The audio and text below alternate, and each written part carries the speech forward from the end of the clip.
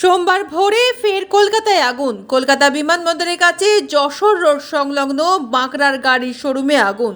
ঘটনাস্থলে দমকলের 5টি ইঞ্জিন, পরে আরও 3টি, মোট 8টি দমকলের দীর্ঘক্ষণের চেষ্টায় আগুন নিয়ন্ত্রণে আসে।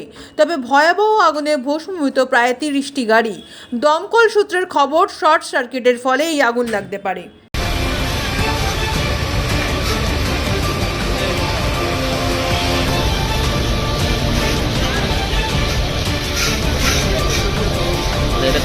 আদিত্যটা না শোনা